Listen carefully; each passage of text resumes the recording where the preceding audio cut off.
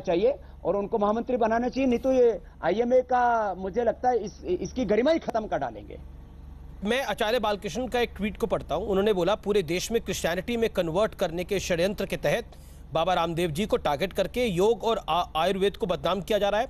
देशवासियों, अब तो गहरी नींद से जागो, नहीं तो आने वाली पीढ़ियां तुम्हें माफ नहीं करेंगी।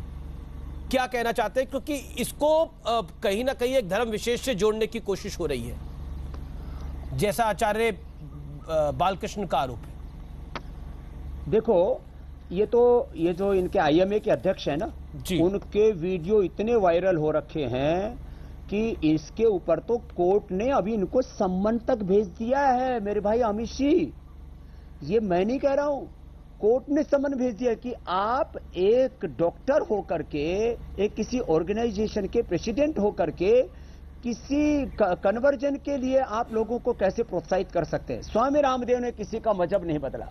हाँ, मैंने जीवन बदला लोगों का, मैंने लोगों को स्वास्थ्य दिया, उनको सुख दिया, समृद्धि दी, शांति दी, रोजगार दिया, मैंने उनके जीवन में एक डिवाइन ट्रांसफॉर्मेशन दिया, मैंने करोड़ों लोगों की दवाइयां छुड़ाई, उनको 99% लोगों को मैं कहता हूं मैं ऑपरेशन से, दवाओं से मुक्त करता हूं, साथ में बीड़ी, सिगरेट, शराब, नशा से भी मुक्त करता हूं।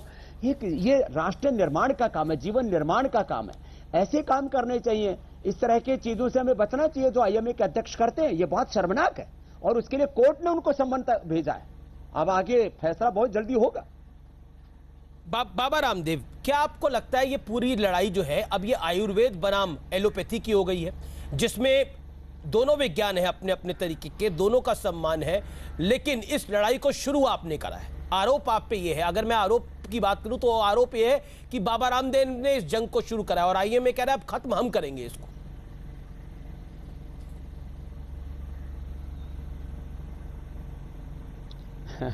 मैं तो अभी भी विनम्रता पूर्वक कह रहा हूं, साधु सन्यासी के मन में कोई दुराग्रह तो कतई नहीं होता, सत्याग्रह जरूर होता है। तो मैं इतना ही कहूंगा, जो एलोपैथी का सेक्टर है, उनका जो क्षेत्र है कि जो सर्जरी है और जो लाइफ सेविंग ड्रग वाले जो काम हैं वो उनको करने चाहिए। बाकी माइग्रेन पेन से लेकर के, आंखों का चश्मा उतारने से लेकर के, दृष्टि परिवर्तन से लेकर के, बीपी, समा, लोगों की मौत किससे हो रही है? कोविड से मौत नहीं हो रही। आप कहेंगे, मैं बात को प्रधानता देना चाहता हूं दूसरी को, मौत हो रही है कमजोर फेफड़े वालों की। क्या कमजोर फेफड़े का? हमारे पास तो दूध में हल्दी, शिलाजी, च्यवनप्राश, स्वासारी, पंचकोल, बहुत कुछ है।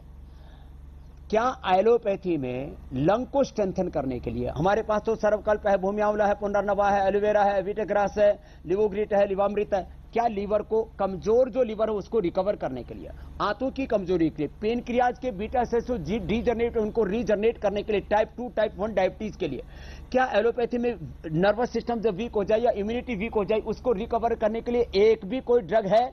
उत्तर मिलेगा नहीं, क्योंकि जो ड्रग इंडस्ट्री, जो फार्मा इंडस्ट्री, उन्होंने ये काम ही नहीं किया।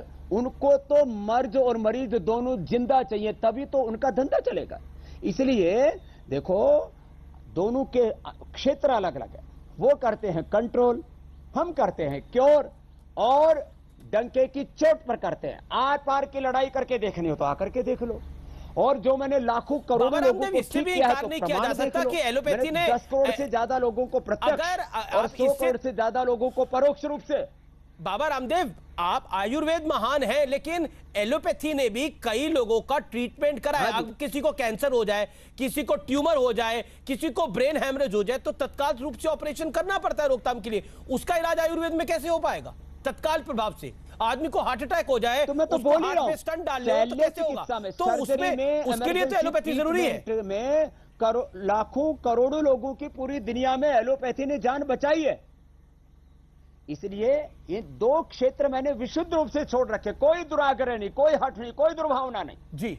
तो ऐसे उनको भी तो दुर्भावना नहीं रखनी चाहिए। आयुर्वेद का, योग का, नेचुरोपैथी का, जो हमारे सनातन संस्कृति के आधारभूत तत्व, उनका उनको भी तो सम्मान करना चाहिए ना।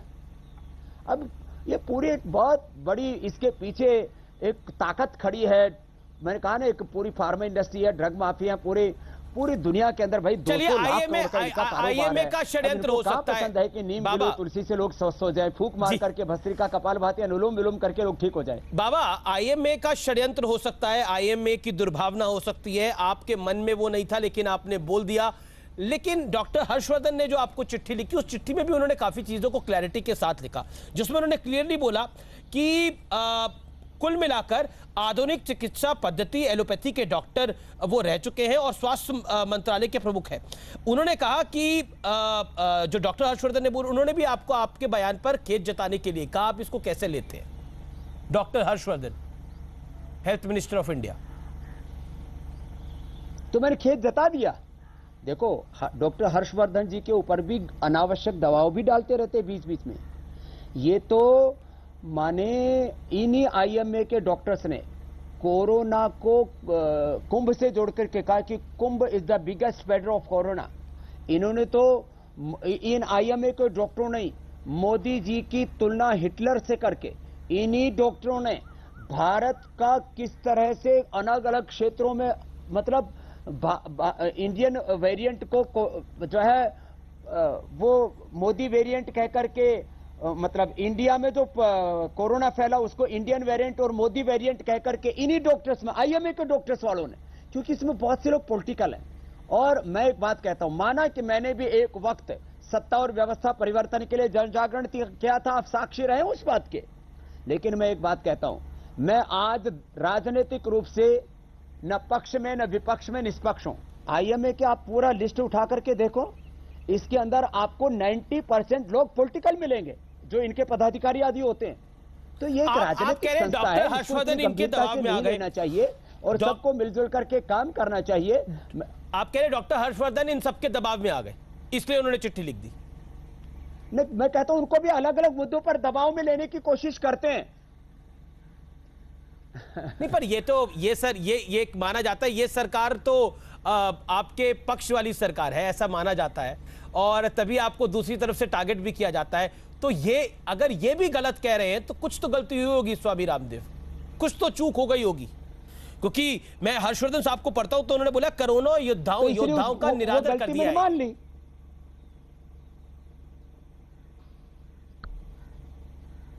नहीं, देखो दरअसल क्या है, वो पूरी बात एक लाइन मेरा बयान निकाल दिया ना, उससे दिक्कत होगी। और मैंने कोई ऑफिशियल बयान नहीं दिया था, कार्यकर्ताओं के बीच में ऐसे बैठ करके बोल रहा था, किसी ने उसको फेसबुक लाइव कर दिया। तो ऐसे कोई मेरा ऑफिशियल बयान था नहीं, मेरी मंशा थी नहीं। आज मैं पुनः कह रहा हूं, अभी भी मेरे मन में कोई निरादर नहीं है और मैं वापस कह रहा हूं, देखो दुनिया में सबसे बड़ा मुद्दा है स्वास्थ्य का। स्वास्थ्य है तो संसार है, जान है तो जहान है, बाकी तो सब शमशान है। इसलिए जान को बचाने के लिए हमको योग को, आयुर्वेद को, नेचुरोपैथी को, जो हमारे सात्विक आध्यात्मिक अहिंसक जीवन पद्धति उसको अडॉप्ट करना चाहिए। जहां जरूरत है हम एलोपैथी से भी मदद लेनी चाहिए। घृणा तो हम अपने शत्रु से भी नहीं करते, एलोपैथी से घृणा करने का तो